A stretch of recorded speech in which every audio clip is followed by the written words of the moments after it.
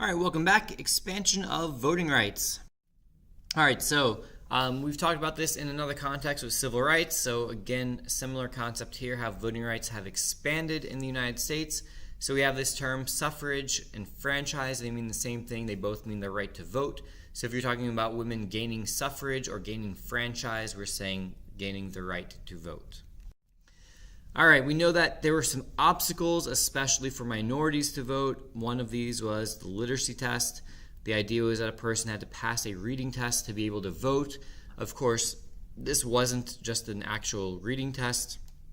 It was really a test that was designed to be basically impossible to pass, and it was used to disenfranchise black voters. Similarly, poll taxes were a tax that person had to pay in order to be allowed to vote, again used to disenfranchise black voters because ... we had something known as the grandfather clause, which said that a person could vote if he or his ancestors voted before 1867, even if you couldn't pay the poll tax or pass the literacy test. It didn't matter. You were still allowed to vote because of this grandfather clause.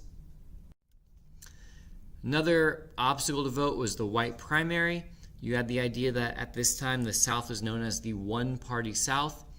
Primaries are the elections in which a political party chooses who will be their candidate, so it's Democrats versus Democrats or Republicans versus Republicans. Because the South was the one-party South, at this time it was all Democratic. It was always a vote for the Democratic Party. And because these are private elections within a party, nobody's actually winning office, the Supreme Court allowed the parties to exclude black voters from primaries. So they simply would have a rule that in the Democratic primary, you had to be white to vote in it.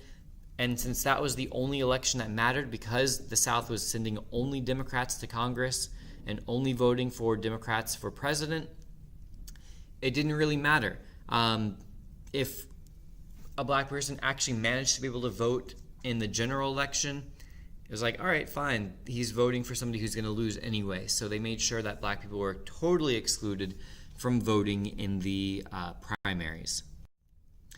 Other obstacles to vote include registration requirements, intimidation, the KKK, things like this that obviously would prevent and greatly deter minorities, African Americans from being able to vote. All right, subscribe if you haven't. Hit that like button. This has been a LaMoney Production.